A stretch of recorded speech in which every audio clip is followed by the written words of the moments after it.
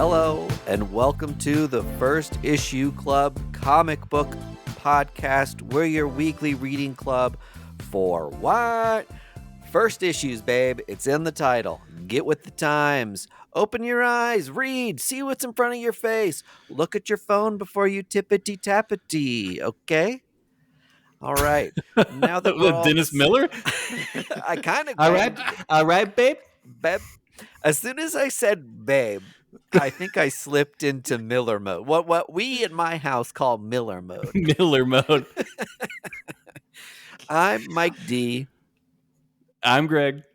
And I am Vargas. and together three we make the First Issue Club. Want to be clear for any new listeners, Miller mode isn't a normal thing that happens on here. I do not like Dennis Miller.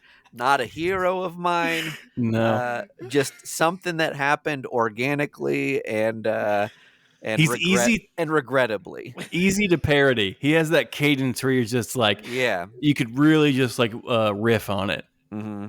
You know, Andrew Dice Clay is the hickory dickory dock guy, but I also Yeah. feel like Dennis Miller, when I think of him, my mind goes to bippity Yeah. boop. But he's usually like spouting off like political current event nonsense. Yeah. Have you seen I don't know why you would, but do either of you follow Andrew Dice Clay on social media? No. I would have assumed he had been banned from all of it. Right. He does this thing now where he sees people like recording their like videos for, TikTok or Instagram stories or whatever. Mm-hmm. And he walks up to him and is like, it's me. I saw you notice me. And I just, thought I'd say, hey, I'll love meeting fans.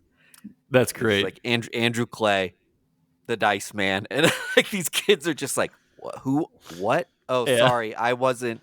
And he's just like, no, oh, no, it's okay. You can tell me. He's like, I get this all the time. Believe me. It's kind of, I love it as a bit. And I will sign your Freddie Fairline DVD. I don't know, like looking back on Andrew Dice Clay stuff, what has history told us about him? Is he just like confirmed a dirtbag, or is he just like someone who was kind of living a performance art sort of like the Andy Kaufman-esque shtick of it was that he was a shithead? I don't think he's on the intellect level of an Andy Kaufman We're giving style him too much credit to say that. Yeah. I definitely think do you remember when he hosted SNL? There were like a handful of the cast members like sat out because they were like, yeah, he's like anti-feminism and all this stuff, and I think would I have been older and lived during that, I would have a clearer picture of like why people hate him so much, because I've just seen like the famous stand-up clips of him just like telling dirty jokes, you know what I mean? Yeah. But if he's honestly like anti-feminist, then fuck that guy. I don't know. I think if he was a comic today, like he would come out in this generation, he would definitely be sponsored by Joe Rogan's podcast and like be drinking Monster Energy drink. I don't know if he's had like a crisis of faith and maybe turned himself around, and Sure. I've seen him in stuff now, and I don't know if he's less of a third rail kind of topic, but I know back in the 80s when he was at his zenith, he was definitely just like very much like he would be the one saying, like, I'm anti-woke comedian. Totally. You know what's funny is like he's a cancelable sort of person. And one of those people hate the idea of cancel culture. One of the things that like now I'm like, don't complain so much about cancel culture, because if there's anything time has told us in the era of cancel culture is Mm-hmm. that people get uncanceled all the time. Right. So it's not really like no one's really like actually canceled. It's like people forget after a couple years, people come back, people grow up, change, and make apologies, and all of a sudden are back in the zeitgeist again, Sure. and all that's like a decent memory. I saw like uh oh shoot, what's his name? He got banned from SNL for an episode or whatever because he wasn't wearing a mask at like a party during the height of COVID. Do you remember this guy? And then he got caught Maybe. on tape saying like super racist stuff. Oh, Shane Gillis? No, not Shane Gillis. He's the guy. He like got the SNL gig, and they fired him before he even did an Right. episode. Yeah. Yeah. In any case, he's had like a top 10 single this past year, and then was on like CBS's big New Year's Eve bash. And it's like that guy went on like a racist rant, and like Flow Rider? the world has forgiven him. It wasn't Kanye West, was it? And it's like, yeah, well, that's the thing. It's like, I'm not done with the cancellation of this guy, but apparently like the world at large is. The Yeah. same thing happened with DaBaby. If anyone remembers that, he was canceled for a little bit, and Apparently, if you make a good enough single, you can be uncanceled. and oh my God, he's back again. Well, people found out that he wasn't the mama, so He was not the mama. He was That not is the mama. Yeah, that this is is very true. confirmed. I hate you, Andy. I'll hit you with a frying pan. Okay. If there's a group of people that would appreciate that, I would think somebody with a group with Greg in it would be the group. Yeah, you got it right. Morgan Wallen is the guy who I was trying to think of. I've never He's heard like that a guy. country artist, right? Yeah, and he had a huge hit this year, and was kind of like COVID denier, and then was caught on tape saying racist stuff. And SNL had him back on? No, this was after the SNL thing. Oh, okay. That makes more sense. It says in April of one of the last, it doesn't say year here, he donated $300,000 to the Black Music Action Coalition in the names of 20 people who had counseled him following the incident. And then those individuals were given the option to funnel their respective $15,000 donations to a charity of their choice. So he did some counseling and threw some money at it. And Okay. I don't know. Does that absolve you of your sins? I guess to like Yes. I guess to most of America it does. I guess so. Yuck. And I don't know, maybe he's a reformed person, but I kind of doubt it. Like, He just had enough money. yeah, right.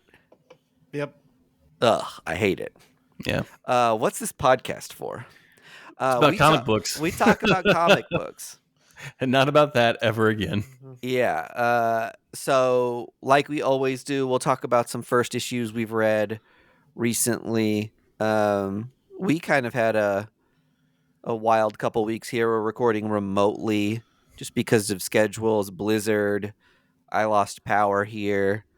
So we're going to see what issues we read that we can cobble together. I read Batman Off-World finally, which is Jason Aaron's Batman kind of Elseworld comic on DC that started last month. Mhm. What else are we getting a taste of today? Did anyone read Spider-Man, Ultimate Spider-Man? I did. I read Ultimate Spider-Man #1. That's the big And I one also this week. read the new Zorro book by Sean Gordon Murphy. All right. Oh yeah. Vargas, you have anything new? I talked about Vengeance of the Moon Knight a little bit on the last episode. So I'm going to talk about last week's books. The Agent Duke. I got Skeeters and a book called Pine and Merrimac. Oh, that's by Kyle Starks, isn't it? It is. Friend of the show. Friend of the show, Kyle Starks. I don't know if he Oh, you knows know- it. You know what I started reading that I didn't get to finish before we started recording was The Bloody Dozen. Have either of you read that book? Nope. Uh-uh. Oh, that's the Shrouded College book. That's the Charles Charles Soule, Soule right? and Raphael Albuquerque. Yeah. So, I mean, big names on it, but this one kind of like, I forgot this was coming. It's on Image. Yeah. It's kind of got a cover to it that's like, it looks like a comic to be skipped over. Do you know what I mean? Yeah. You know, Yeah. some comics just have that cover where like this looks like That screams And- Top Cow. an Ablaze comic that you're just like, I don't have time for this. Well, Hell to Pay had that same kind of thing. Yeah. That cover was like incredibly boring and the book was awesome. Yeah. So I'm interested to see more of what that comic's about. The first couple pages were intriguing. I think it's a really interesting idea that's like Is Shrouded connected- College a thing? Yeah, so Hell to Pay, that book about the demon money. Do you remember that? Yes. That Yeah. that was the first series in this universe of books that are about the Shrouded College. Okay. I had no idea it was a connected universe. Yeah, well, So stellar marketing. 3 people who have a comic book specific podcast. Only one of us knew Kind that of what was Shrouded going College on. was a connected universe. you had to read the like letters pages in the back. Oh, to, yeah. to Nope. figure that out. Yeah. But a they big are no turning thanks. that into like a movie or a TV series or something. It's been optioned. Really? Yeah. Hmm. Oh my So- gosh. It's stuff to pick up if you're a spec. I wonder if they're I- still turning 8 Billion Genies into a TV show. God, I hope so. I think Amazon Prime optioned that one. Mm-hmm. I want to highlight something here. This is only applicable for everyone on YouTube. I rearranged my office, and now I can recline when I'm recording these episodes. Look at you. So I'm gonna be free and easy this episode, and really be like on my island here. Good for you, Greg. Thank you. We're all at different heights, so I hope that adds some dynamism Yeah, to I'm living my the best life. viewing experience for everybody. Greg's just peaking above the threshold of the video. You have the gamer slump going. Yep. Thanks for donating to my Twitch. All right. Do we have any comic book news before we get to the aforementioned comic books? Anything top of mind, comic book world related you want to get to? I know Vargas does. The Hood is going to be the new Ghost Rider. And you know that's a big deal because in our text thread, Mike D had to go, which one's the Hood again? I actually am excited about this. I like the idea of like a street level villain taking over this potentially heroic role. And in his last few appearances, the Hood has been more of a like an anti-hero. Mm-hmm. I don't know if you guys remember or if this is just part of my brain thing that I have like a memory for this, but do you guys remember that Illuminati series that came out of is that Secret Wars? Yeah. Yes. Where it was like B-level supervillains kind of doing a Thunderbolts thing. Yeah. The Hood was like the leader of that. And I think it'll be cool to see that character get some time in the spotlight again.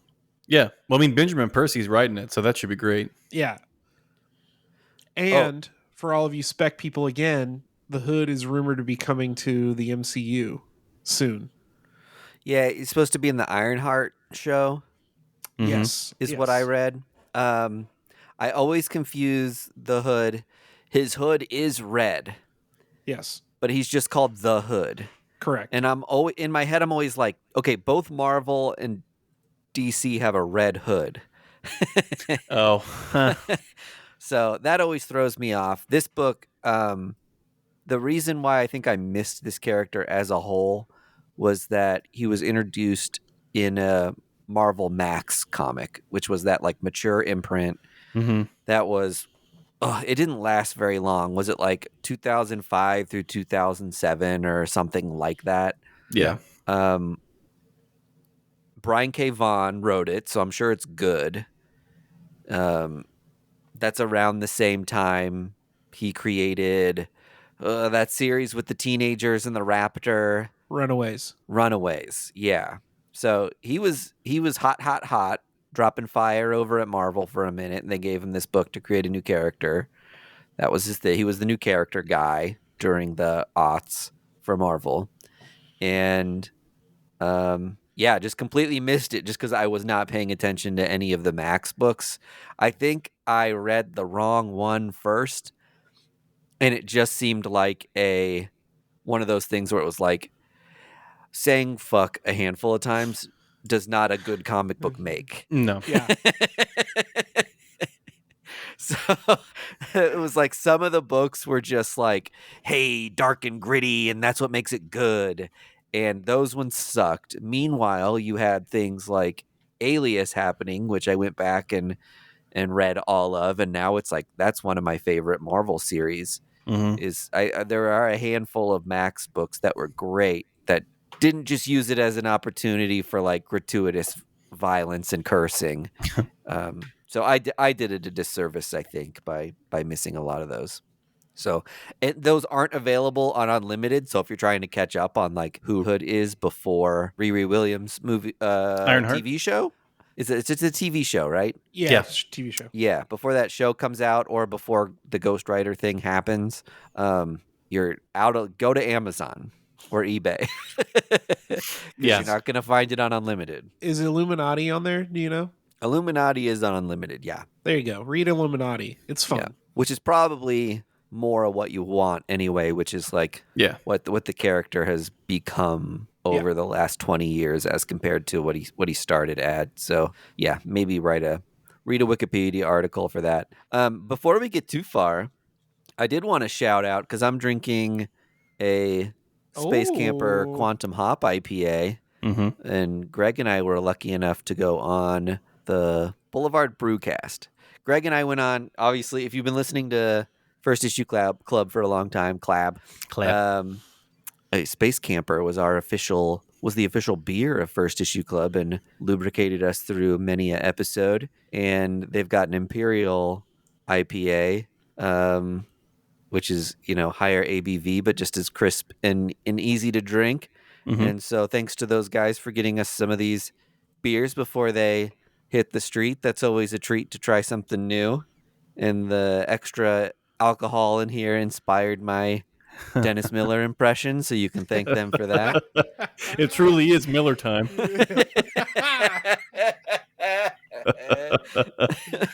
It actually was great because we got to talk to Adam, who's been our friend for 5 years. He's been on First Issue Club a couple times. Yeah, we got to hijack their show to talk about comic books and the science of beer. So it was really great. So, thanks for having us on the show. Go find some Space Camper in your local grocer or liquor store. Ta-da! Hell yeah. Good pitch. Yeah, that one's on the house. That one's free. Yeah, thank you for the beers, Boulevard. We'll work for beer. Well, we will work for beer when we do some stuff for them at Planet Comic-Con this year. Oh, yeah, I think we're going to, be part of their booth activation stuff at Planet Comic-Con. So if you're around the Kansas City area or feel like making a trip, this is probably the best year ever to travel to Kansas City for Planet Comic-Con because it's the 25th anniversary.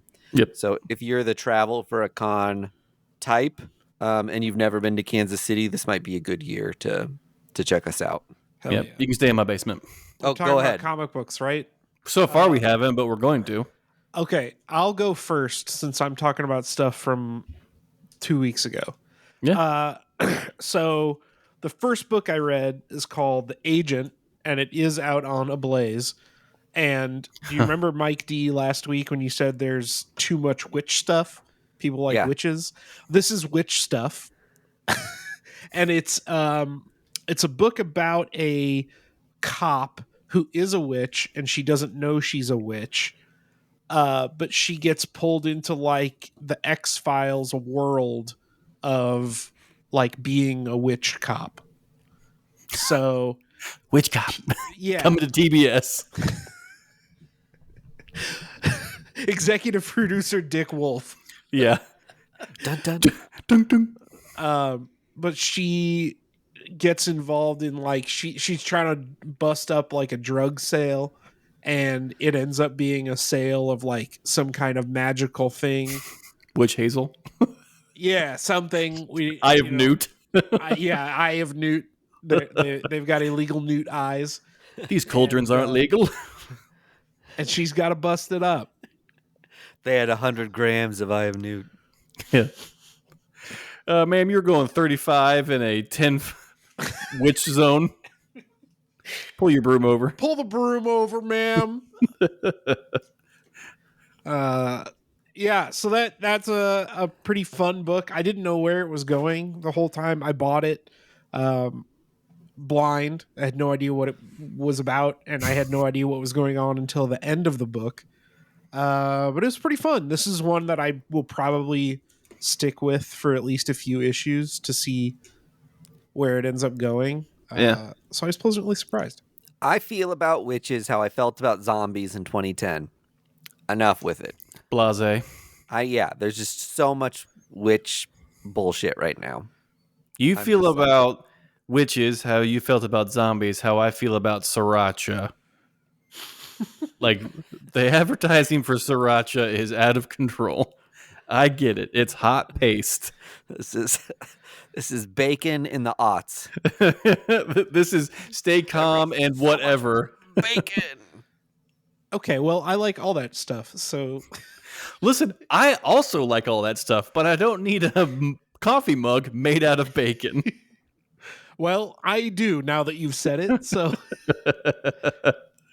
I worked at Urban Outfitters at the time, which, if you're familiar, is like half of the store is like novelty trash. And I love that. We had just like bacon printed on everything. There was just a few years there where it was just like bacon, bacon, bacon, bacon. People love bacon shit. Look at this new order / bacon collabo. Joy Division meets bacon. Yeah. Strips of bacon on the... Yes. Or like Black Flag and bacon. Just like the 4 strips of... Yeah. Oh, fuck. Is bacon back? Have we revitalized bacon? Bacon is the new black. Misfits bacon. We can make that happen. Mike, you asked what homage covers we pick up. It's the bacon covers for sure. Bacon. Is that your Danzig? Yeah, that was my mama. I can't believe Vargas guessed what that was. You just said bacon. We're kindred spirits, man. We're connected. Yeah, you guys are really tuned into each. I never would have guessed that. Oh, man. Oh, Lord. Was it good, Vargas? It was. It was Okay. good. It's a cop book, kind of first and foremost. You know what it reminded me of? Hell yeah. Love a good cop book.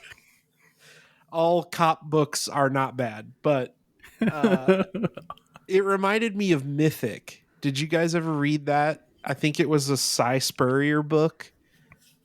I haven't gotten around to that one yet. What is it called? Mythic. Mythic. This came out probably 10 years ago now, 15 years ago now. But Phil Hester. Thank you. Right? Yeah. But that was like kind of the same thing, like military investigating like monsters or something. Yep. This kind of had that same vibe where this is just cops and witches. So it was good. The classic Tom and Jerry of our time. That's right. The Cops and witches. Peanut butter and They've been fighting since the beginning. They go together like peanut butter and bacon. like peanut butter and Eye of Newt. I also read Duke, which is the next in the Energon universe. It's Josh Williamson. And this book fucking ruled. I know that everybody in the Discord is already, agreeing with me here, but I think I told you guys like the elevator pitch for the book is that Duke is like a PTSD victim, basically, where he like is in a jet with his buddy, and they run across Starscream and have to eject, and Starscream like claps his buddy in midair, and then flies away. So his buddy's dead, and Duke lands, and everybody's like, "You did not see a jet turn into a robot and kill your friend. You're crazy." And he's like, "I know what I saw." So it turns into the fourth kind pretty quick. Yeah, and he like goes to like conspiracy theorist meetings to try and like figure out the truth, and then ends up meeting up with somebody who's like, "Yeah, I know that Transformers are real." And then starts tracking down like their origins, and then runs across Cobra Commander. So it's in the same support group for conspiracy well, theories. No, they go to Hey, brother, it gets easier.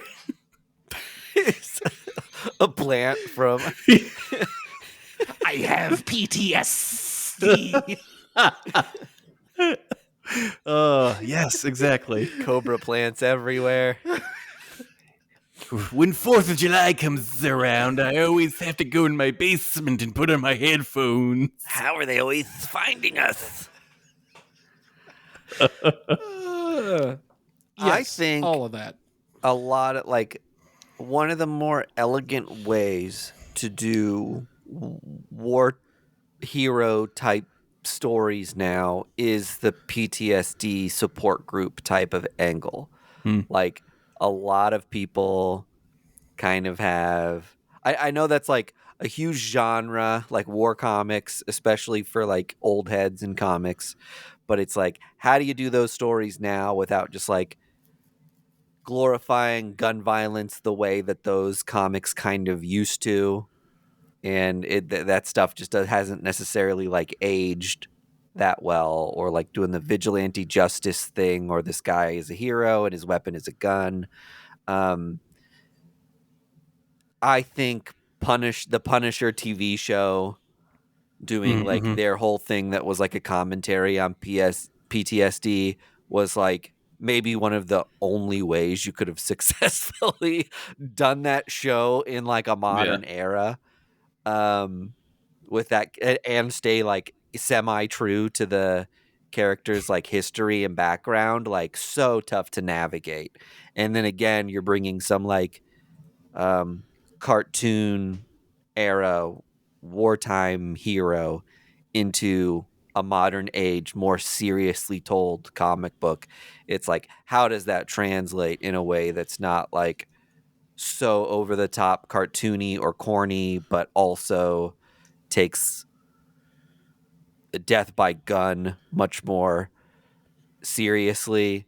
I think we're going to see a lot more PTSD stuff with books like this in the future. Yeah, it's just it's a nuanced take. It's a lot easier to do and sensitive and real, because now that's what it is like people just realistically have a lot of trauma from war. Yeah. I mean, that's like so many of the more modern comics we're reading are the more like personal take, or the personal side of things, as opposed to these big like, oh, another like monster-sized alien is coming to destroy the world and we saved the day. It's like the personal stories are what make these things interesting to audiences in the 20s. Yeah, and this isn't like, Duke is not a PTSD story by any stretch of the imagination. But to your point, Mike, it is. Yeah, I haven't read it yet, so I can't speak to that. But it is the story of like a dude trying to seek closure, right? Which is obviously a more personal story than what you would expect, what I would expect from a G.I. Joe comic book. Yeah. So, yeah, it was very good. I mean, it's Josh Williamson, so yeah, he's going to hit a home run. And I'm very intrigued to see how this like Energon universe thing kicks off. It was so good, it made me want to buy Cobra Commander. That next book that's coming out. So, do you know who's writing that one? I'll look it up. Williamson. Oh, he's also writing that one. Okay. Mm-hmm. Yep. He's such a good writer. I are you guys reading Dark Ride? Oh, No. the image book? Yeah, Mm-hmm. it's great. I'm loving it. It's Are I- you it's at McDonald's? what? Huh? Are you at McDonald's? You're Da da loving it. da da da. He's loving it. There you Oh, I get it now. go. Excellent joke, me. Made me look like one of the fry guys over here. Oh See boy, myself out. There's apple pie on my face. what a grimace! Uh, Cool jokes, fellas. I'll blast through these last two real quick. I read Skaters out on Mad Cave. Oh, Yeah. skeeters. I thought I heard skaters. It's skeeters? It's Skeeters, Like mosquitoes. like Mo Skeeters. It is about mutated mosquitoes escaping a lab and terrorizing a town. Publisher, please? Perfect. Mad Cave. Mad Cave. Okay. Yeah, Full stop. That's all you need. pretty much. It was pretty fun, I guess. Yeah. And then I read Pine and Merrimac, which is from our good friend of the show, Kyle Starks, out on Boom. It is truly a detective story about a husband and wife, kind of good cop, bad cop. She's the detective and he's the muscle, and they're trying to solve a murder in their town. Pretty Some bu- straightforward. Some buzz around this comic, though. Really? Yeah, I've seen a couple places where it was like a limit one per order. Oh, okay. So It It definitely was filled with bees. That's why there's so much buzz. it definitely read like a TV show. I would expect this as the pilot of a show. Yeah. It was pretty quick though, like being limited to like 28 pages or whatever it was. It moved super fast, and the character development is more tell and not show, but you kind of have to do that. yeah. But it was good. It's a cool story. Kyle Starks is a excellent storyteller, so I'm sure that this will continue to be equally good. Yeah. Hell yeah. And that's what I read. Dope. I read Ultimate Spider-Man by emergency contact of the show, Jonathan Hickman and Marco Cicchetto. I mean, I don't know what you want me to say. It's like, Was it Ultimate? it is Ultimate. It is Spider-Man. We are back in the Ultimate Universe with what's happened in Ultimate Fallout by Jonathan Hickman. This follows a Peter Parker who has not been bitten by the radioactive spider. Do you want to go full spoiler for you guys? Yeah. Yeah, I don't care. All right, we're gonna go full spoiler. So the reason, Mike, you made that face that he hasn't been bitten by the radioactive spider yet, the maker had gone through that universe, and with each superhero had stopped their like trigger point to turn into a superhero. I forgot about that angle of the Ultimate Invasion. That happened in Ultimate Invasion and Ultimate Universe, right? Mm-hmm. Yeah. Yep. Okay. And so we now have a Peter Parker who is married to MJ, has 2 kids, works at the Daily Bugle. No. Yeah, the Bugle. And the co-editor of the Bugle is Uncle Ben. Uncle Ben. Oh, What? Uncle Ben guessed it Uncle Ben right. is alive because he didn't take Peter to that one appointment and didn't get shot by the criminal. Uncle Sit Ben with it. Sit with it. had an entire. What was Uncle Ben's job when he died? Or he was retired, right? Yeah, he was taking Peter somewhere. Wasn't it? Uncle Ben died because Peter didn't stop the guy Yeah. that like did a robbery because No, he was but pissed off about. What I'm saying is, how did this old guy who was once retired Mm-hmm. become interested in editing a newspaper? You know what? Great question. Never explained. Have we had this conversation before? What's Jonathan Uncle Hickman- Ben's job? Jonathan Hickman, come on the show and explain to us Uncle Ben's career path. He was a paper boy for 77 years. I don't know what Uncle Ben's job is. It doesn't matter. He is co-editor or co-owner of this newspaper. There is some very strong sexual energy between J. Jonah Jameson and Peter Parker. It's not implicit, but for what I was reading, I was like, them boys is gonna kiss. Like they are really hanging on to each other's sentences on this book. But it also follows the end. So the end of Ultimate Invasion or Ultimate Fallout or whatever. The Maker and like Tony Stark, but his son, like cause a huge explosion, killing thousands of people in New York. Aunt May was a part of that, so Aunt May now is deceased in this Ultimate Universe, and Uncle Ben is alive. So there's no great power with great responsibility yet. But at the end of the book, the hologram of Tony Stark gives Peter a capsule, and inside the capsule is the radioactive spider that was supposed to have bitten him. So now he must make the ultimate decision. How old is Peter in this book? He's like my age. It's like in his 30s? Fucking old. Yeah. Okay. Which I think is the other hook of this book of like, what is a aged Spider-Man gonna have to go through to be a superhero? Right, because he's just where one more time. Where is the spider, and has he been bitten by the time the first issue ends? Like I think the last panel is supposed to indicate that he does release the spider and have it bite him, so that he will become Spider-Man. He finds out that he was supposed to have been bitten in a past life. In the universe, yeah. So yeah, Okay. like a hologram of Tony Stark gives him the capsule from the Maker's like warehouse, explaining what's going on, and he's just like, "Listen, here's the spider that's supposed to bite you." I missed that part. Okay, sorry.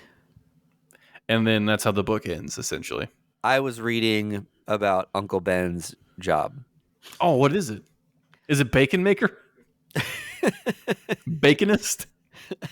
Okay, so apparently Uncle Ben was a military cop. That must have been said sometime during one of the Spider-Man books at some point. Okay. So they said he would have they probably would have bought that house in Queens, at a time when houses in Queens were really cheap. And then they would have inherited all the money when Peter's parents died. And that's why they can afford to live in New York, especially after Uncle Ben had died and Peter didn't have a job. Plus, do you know how Peter's parents died? Do I know how Peter's parents died? Plane crash, right? Didn't it get? He's off screen now. Like retconned at some point that they were like SHIELD agents. Yeah. Yes, that's right. And he's got a sister who is like still an active SHIELD agent. Yeah. Oh, whoa. It's okay. Really weird. Anyway, I already had some reservations about the new Ultimate Universe coming back into play. When it happened the first time, I was not a big fan of it because I had to buy double the books, it seemed like. Yeah. And so I'm not really for that. And now with Marvel embracing the $4.99 price tag for their single issues, it is even leaving more of a bad taste in my mouth that like this is just all some kind of rigged game that we're playing, that we have to spend our entire paycheck to get Marvel Comics. Yeah, I will not be buying Ultimate Universe comics. I'm getting like first issues just to like have them and Mm-hmm. be able to have these sort of conversations that we're having. I haven't gotten the issue in the mail yet, but Yeah. um,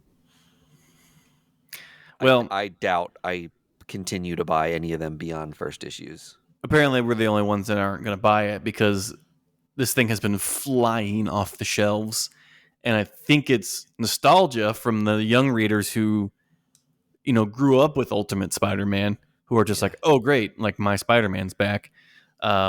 I'll be curious to see what that generation thinks of this new iteration of the Oh yeah, Spider-Man. that's right. Did Peter Parker and the Ultimate Spider in the original Ultimate Spider-Man died at some point, right? Mm-hmm. And then And that's how we Miles got took over. Miles. Yep. Yeah, Yep. I forgot about that. So it was beautiful artwork, obviously. So in this world, Miles has never become Spider-Man either. He's not mentioned yet. Hmm, that's kind of And interesting. yeah, it's I do like the dice roll of like what else is different in this world, because if no one has powers yet and Peter's now just getting his powers, it means he hasn't formed a rogue gallery. He hasn't really pissed off anyone. We don't know if the symbiote is even on this Ultimate universe. Yeah. So I do think it's an interesting playground for Jonathan Hickman to be like the ultimate what if, and like just the ultimate um, reboot of a series. So that Uh, is intriguing to me. Um, but yeah, I mean, we'll just have to wait and see. Like I said before, I'm not fully invested in the Ultimate universe, but I know it has its fan base, and hopefully they're eating right now. Next and finally, I read Zorro, Man of the Dead by Sean Gordon Murphy, and the color was by Simon Gao. I really enjoyed this book more than I thought I was going to enjoy it. So in this book, Zorro is a real person. He lived hundreds of years ago. He's now become like an urban legend, like a tall tale. The cities in Mexico kind of like celebrate like a Zorro Day kind of thing of like telling stories about him and how he was a man of the people and how he saved many people from countless like villains and thugs and whatever. And we're now essentially in like present day time where this brother and sister in a flashback are like attending this Zorro Day, and they see their family get killed, so they're automatically traumatized. And then we get a flash forward of them living in the same city. The cartel has basically taken over the city. The sister is now like a driver for the gang, just to like, because like everyone in the city has to basically have a job for the cartel to like be safe or whatever and not bothered. Meanwhile, the brother has been like taken to this convent to learn sword fighting for some reason. And yeah, he essentially becomes like the new Zorro.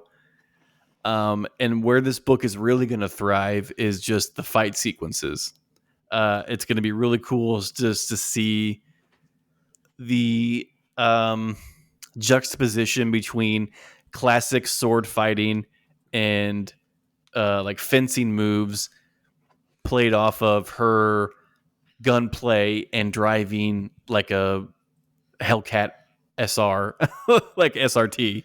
Yeah. So it's kind of cool to see that dynamic because I don't think we've had that really yet in a Zorro story. Zorro's been mostly set in its appropriate time period of like where a man could ride a horse and have a sword and not be bothered. But now it's like we have such more advancements from there that like how will this Zorro character be able to make a difference in this small town? Yeah, I was stoked about this book when I read that it was like modern age Zorro. Yeah, I think it's cool. It's very fun. The artwork is great as normal, or as usual. The the storytelling takes some leaps, which is fine. I'm not really too upset about that. It reminds me of like when um, Shanken took over the Shadow. Like they kind of modernized the Shadow, and like I love the kind of like noir, like just solving crimes and like really having pure justice and comeuppance in stories. And I feel like um, you know Sean Murphy is going to do the same thing with this Zorro character. Yeah. Mike, do you leave Questions? thoughts on Zorro? Existing IP is a poison upon comics and people as talented as Sean Gordon Murphy should be writing more original stuff instead of these Okay.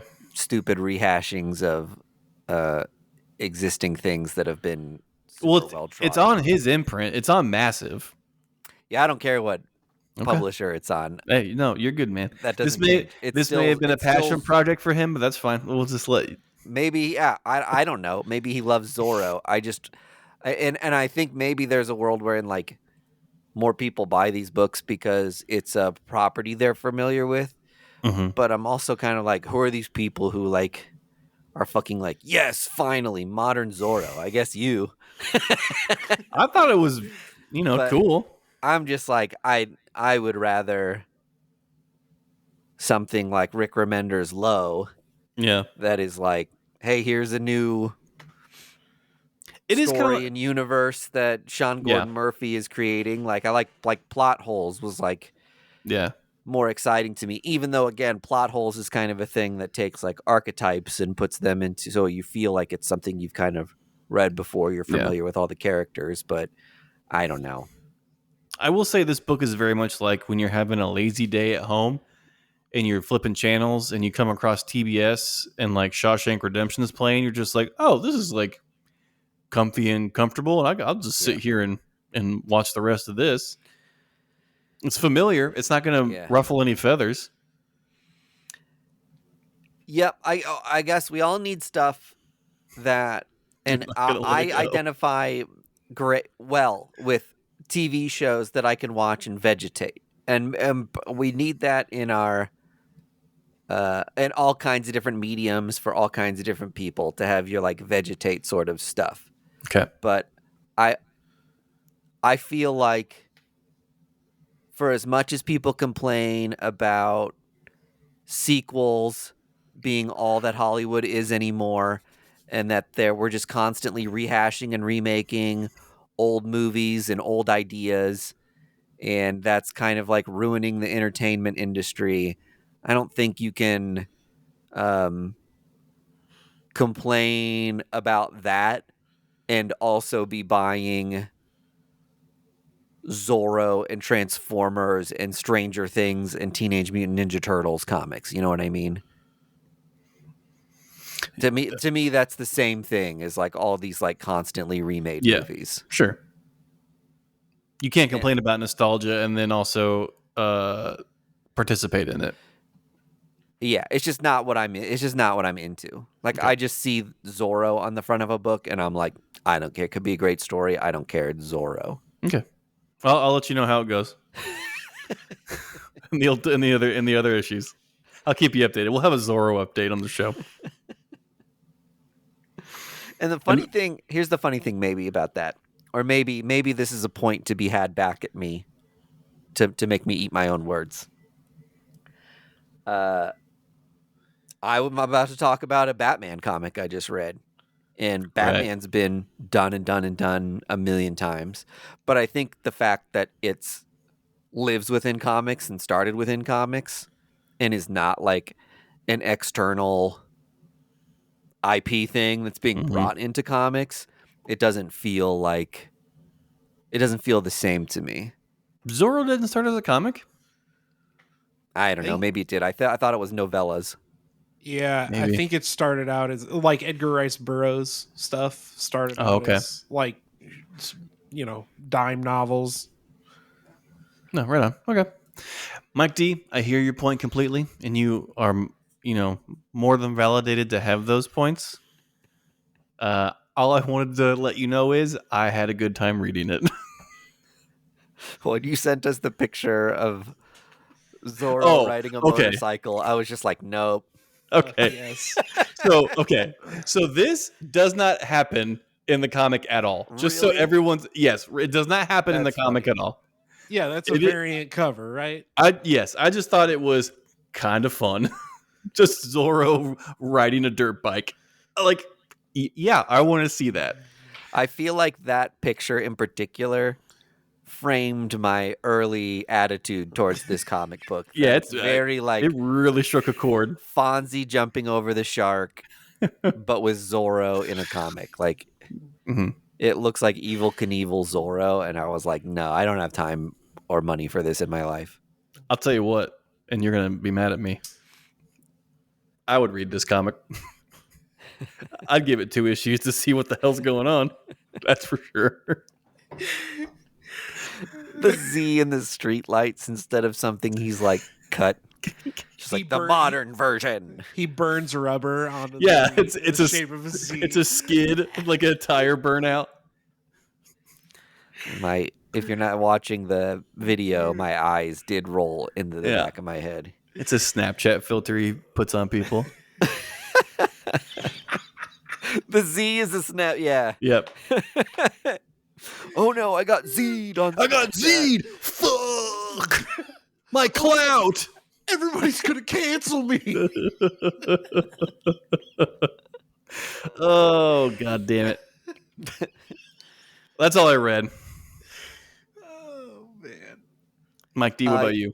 Yeah, I just wanted to talk about Batman Offworld. I don't know if did anybody cover I'm this tired already? of these rehashed characters.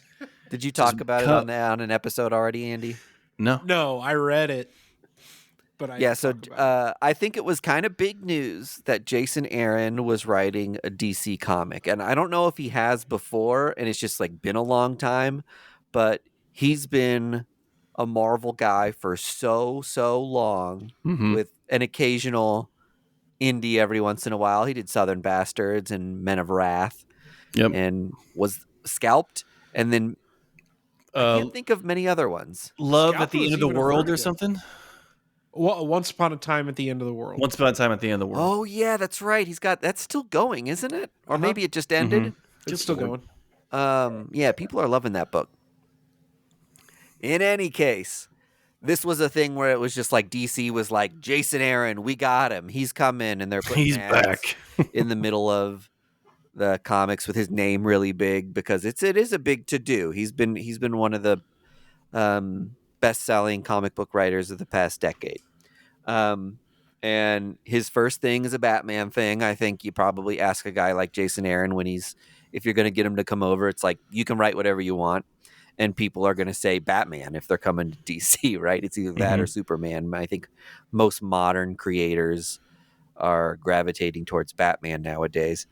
And what are you going to do with Batman? Are you going to do something different and interesting?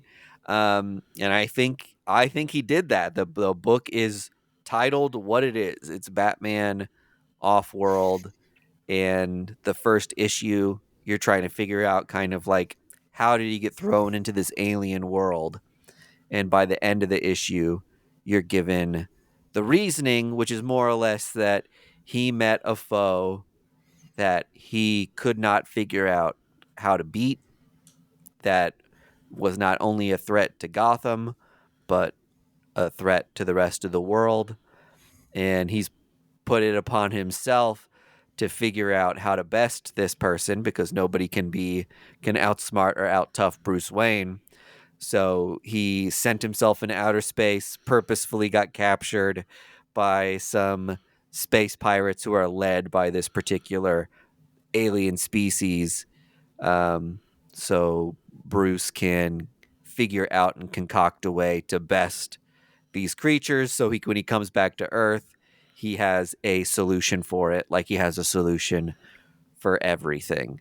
So kind of that like Batman being the most prepared hero of all time. I feel like that's like there's a version of Batman that people like that is kind of like the shark repellent Batman, who is just like prepared for any and all situations, but we don't always see how he prepared himself for these absurd situations.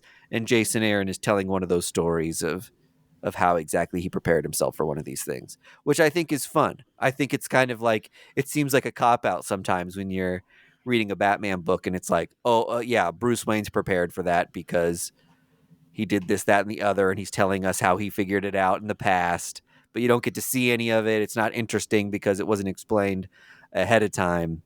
Now we're seeing that stuff explained before the comeuppance. So I really dug the book. I think it's really interesting. He's on like a prison colony and how he's going to work his way out of it and how he's going to figure out how to best these like superhuman doomsday level powerful characters is going to be interesting.